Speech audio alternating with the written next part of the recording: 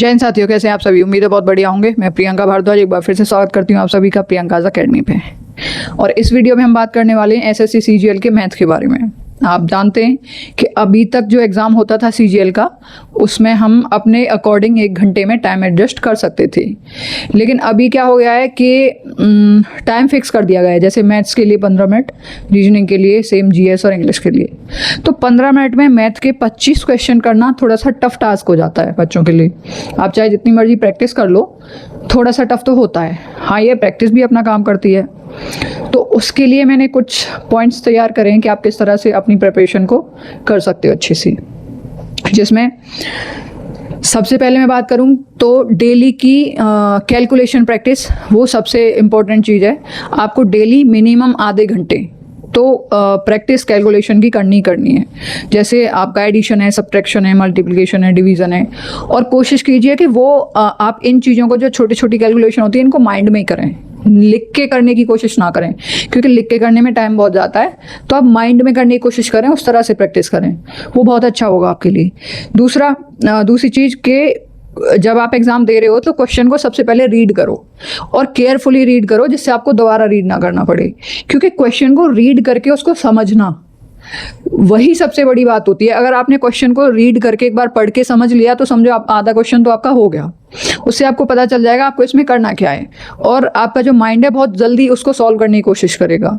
लेकिन आप क्वेश्चन को बार बार रीड करोगे, आपका टाइम वेस्ट होगा, आपके पास ना टाइम होगा नहीं एग्जाम में, और आप कंफ्यूज और हो जाओगे।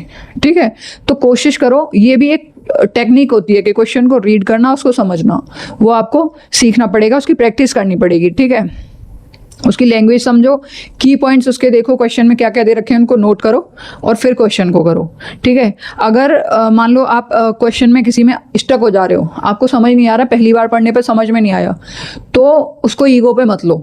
या आप सॉल्व करने की कोशिश कर रहे हो, नहीं हुआ, तो उसको ईगो पे मत लो, उसको आप स्किप कर दो।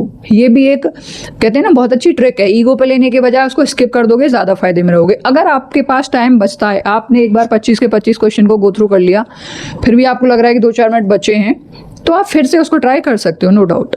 बट पहले अटेम्प्ट में उसमें अटकने की कोशिश ना करें, आपका पूरा टाइम वेस्ट हो जाएगा। और अगर मैथ में ही आपका जो फ्लो है वो बिगड़ गया, तो आपका पूरा एग्जाम खराब हो जाएगा, आप होपलेस हो जाओगे, और होपलेस होके आप गड़बड़ करते चले जाओगे। ठीक है, तो स्टक ना करें, ईगो पे ना लें क्वेश्चन को। दूसरी चीज़, इससे आपका टाइम भी वेस्ट होगा, आप स्टक होगे, बार बार करोगे, बहुत सारा टाइम वेस्ट हो जाएगा, जिसकी वजह से फिर आपको होपलेसनेस बढ़ेगी, आप एंजाइटी बढ़ेगी और गड़बड़ हो जाएगी। ठीक है, तीसरी चीज़ कि आप क्वेश्चन कर रहे हो, ऑब्वियसली टाइम कम है तो आप जल्दी में करोगे, लेकिन उसका मतलब ये नहीं है कि आप एक्यूरेसी भूल जाओ। कैलकुलेशन कर रहे हो, उसमें एक्यूरेसी बहुत ज़रूरी है। तो फोकस्ड होके आपको कैलकुलेशन करनी है, जिसमें मिस्टेक्स ना हो। आप खुश हो रहे हो कि आप क्वेश्चन सही कराए एग्जाम में, और बाद में पता चल रहा है कि क्वेश्चन तो आपका गलत हो गया। क्यों? क्योंकि एक माइनर सी मिस्टेक हो गई आपको एडिशन में, सब्ट्रैक्शन या मल्टीप्लिकेशन किसी में भी। तो एक्यूरेसी पे विशेष ध्यान दें, इसीलिए प्रैक्टिस ज़रूरी है। ठीक है, तीसरी चीज़, इसके बाद अगर आपको लग रहा है किसी क्वेश्चन को पढ़ के कि इसमें जो कैलकुलेशन है वो लेंदी होने वाली है, तो कोशिश करो कि उस क्वेश्चन को उस टाइम पे स्किप कर दो और बाद में उसको अटेम्प्ट करने की कोशिश करो। क्योंकि ऐसा ना हो कहीं लेंदी अगर कैलकुलेशन किसी क्वेश्चन में आ रही है, आप उसको करने लग जाओ, हो सकता है उससे आगे फॉर्मूला बेस्ड या बहुत छोटे छोटे क्वेश्चन और उसके चक्कर में वो मिस हो जाएं। तो लेंदी कैलकुलेशन जिस क्वेश्चन में लगे उसको स्किप करने में ही समझदारी है एग्जाम टाइम पे। ठीक है, उसके बाद ये मॉक टेस्ट, आप डेली मॉक टेस्ट 1 लगा सकते हैं। उसका मैथ्स का स्पेशली मैं बात करूँगी, 25 क्वेश्चन डेली करो। उसको करने के बाद विद इन टाइम 15 मिनट के अंदर टाइमर लगा के कोशिश करो करने की। चीटिंग नहीं करना कि आपको कोई नहीं देख रहा तो ज़्यादा टाइम में कर लेते हैं, नहीं।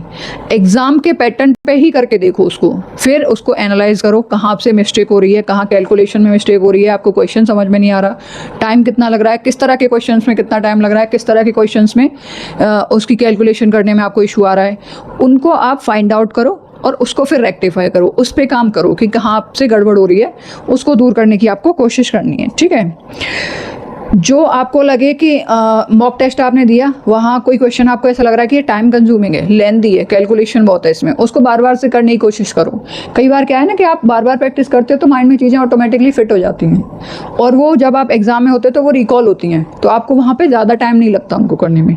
तो ये चीज़ ज़रूर करें। ठीक है, जैसे टेबल्स हैं स्क्वायर हैं, एक वो साइन थीटा वीटा वाली वो टेबल है वो हुआ, क्यूब्स हैं, स्क्वायर रूट्स हैं, क्यूब रूट्स हैं, उसके अलावा फ्रैक्शन परसेंटेज वाली कन्वर्जन वाली वो है, उनको ज़रूर याद करके रखो, उनकी प्रैक्टिस करो ज़्यादा से ज़्यादा, क्योंकि काफ़ी सारे चैप्टर्स हैं जिनमें ये चीज़ें यूज होती हैं, जैसे आपका CISI है, प्रॉफिट लॉस है और डिस्काउंट है, ये कई सारे चैप्टर ऐसे हैं जिनमें ये चीज़ें बहुत यूज होती हैं, ठीक है। उसके अलावा ज़्यादा कैलकुलेशन वाले कुछ चैप्टर होते हैं जिनकी मैं बात करूँ तो जैसे परसेंटेज है, रेशियो है, एवरेज है, प्रॉफिट लॉस है, CISI है, टाइम एंड वर्क है, टाइम एंड डिस्टेंस है, उसके अलावा मिक्सचर है, अलजेब्रा, ज्योमेट्री, ये कुछ चैप्टर ऐसे हैं जिनमें कैलकुलेशन बहुत ज़्यादा होती है, ठीक है, मोस्टली क्वेश्चंस में ज़्यादा होती है। तो आप कोशिश करिए कि इन चैप्टर्स की जो कैलकुलेशन है उसकी अच्छे से प्रैक्टिस कर पाओ, ठीक है, वो आपको करना है। उसके अलावा इनकी जो ये जो चैप्टर्स हैं जो मैंने बताए आपको, इनके क्वेश्चंस की जो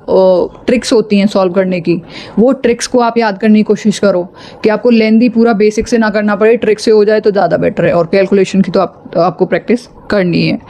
उसके अलावा मैं बात करूँ जैसे रीजनिंग है, तो रीजनिंग के लिए भी आप सेम चीज़ अप्लाई कर सकते हो, क्योंकि रीजनिंग में भी कई बार कहो तो क्वेश्चन आपको दिखने में टफ लग रहा है लेकिन वो चुटकियों में हो जाता है, और कोई क्वेश्चन ऐसा आ जाता है जो ईजी लग रहा है लेकिन वो फंसा देता है, बहुत सारा टाइम खा जाता है। तो उसमें भी, क्योंकि रीजनिंग में भी कई बार 15 मिनट कम पड़ जाते हैं करने के लिए, ठीक है। बाकी इंग्लिश और GS का उतना इशू नहीं है, उसको आप इजीली कर सकते हो आधे घंटे में दोनों को मिला के, बट ये रीजनिंग और मैथ सबसे ज़्यादा टफ पड़ जाता है एग्ज़ाम में इतने टाइम में करना। तो आप इन चीज़ों को अप्लाई कर सकते हो। आई एम डैम श्योर कि आपको बहुत फ़ायदा मिलेगा, आप इन्हें अप्लाई कीजिए और क्वेश्चन एग्ज़ाम अटैम्प्ट कीजिए। आई एम श्योर कि आपका पेपर बहुत अच्छा जाएगा, आप इन चीज़ों को अप्लाई करते हैं तो। So all the best for your future, जो भी एग्ज़ाम की तैयारी कर रहे हैं, and thank you so much. जय हिंद, जय भारत।